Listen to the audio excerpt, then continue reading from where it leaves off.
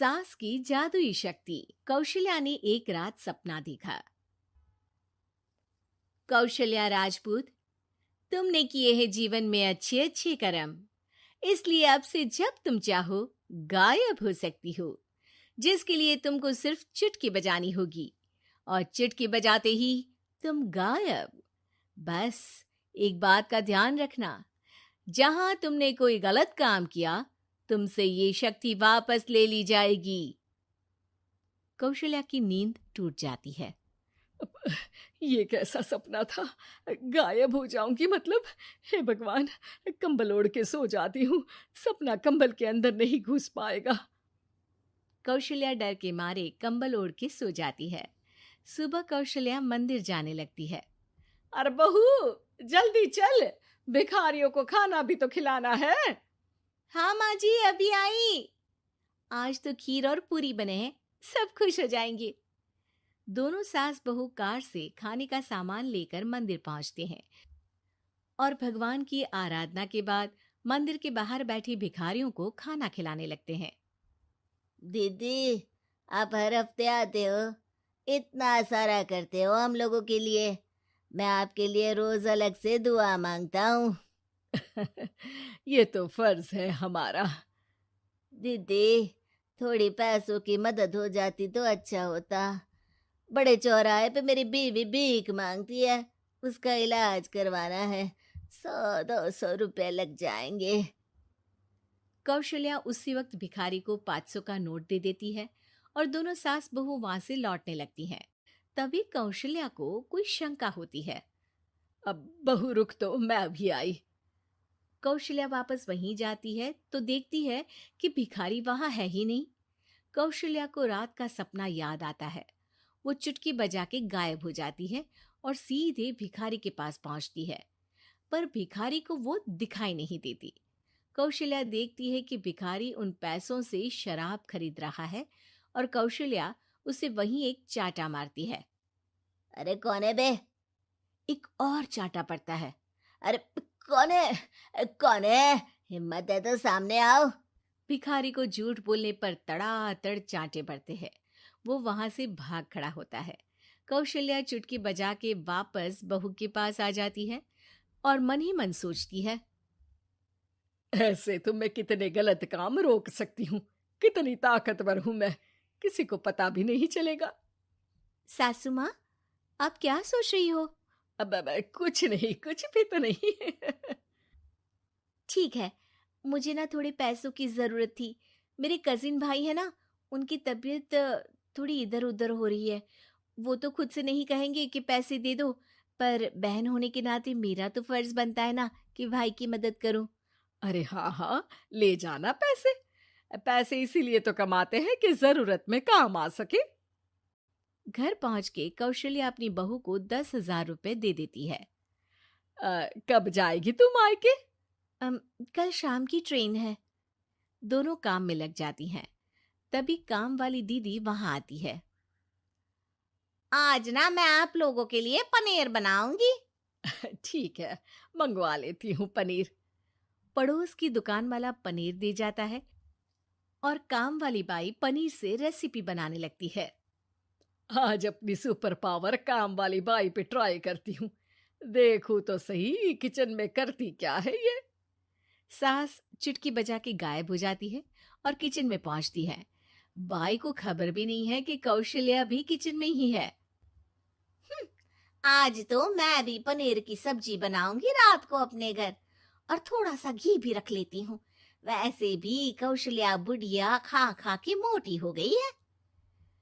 Kaushalya by की चोरी पकड़ लेती है और गुस्से में बाई की चोटी ऊपर उठा देती है। बाई को समझ भी नहीं आता कि उसकी चोटी खड़ी कैसे हो गई। वो डर के मारे चीख पड़ती है। बहू भागते हुए किचन में आती है। अरे क्या हुआ?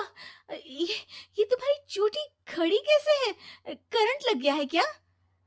पता नहीं, शायद किचन में ना भूत है। बाई वहां से भाग खड़ी होती है और कौशल्या चुटकी बजा के अपने कमरे में टीवी देखने लगती है। बहू वहां जाती है। माँ जी, किचन में ना भूत है, बाई भाग गई। अरे भागने देना, भूत का तो पता नहीं, किचन में चोर जरूर था और वो थी अपनी काम वाली। अच्छा हुआ चली गई। बहू को कुछ समझ नहीं आया। उसने किचन में जो देखा उसके सदमे में जो थी वो अभी तक। अगले दिन बहू अपने मायके के लिए निकल जाती है। कहीं भिखारी और काम वाली की तरह बहू भी तो मुझे धोखा नहीं दे रही। अरे कहीं वो पैसे ले जाके शॉपिंग तो नहीं करने वाली ना। अभी पता लगाती हूँ मुझसे कुछ छिपा है भला। जैसे भगवान सब देख रहा है वैसे ही मैं भी सब देख रही हूँ। सास को अपनी शक्ति पर घमंड आ गया था। वो अब अच्छे काम करने की जगह अपनी शक्ति का इस्तेमाल खुद का शक मिटाने के लिए कर रही थी। वो चुटकी बजाती ही बहू के मायके चली जाती है।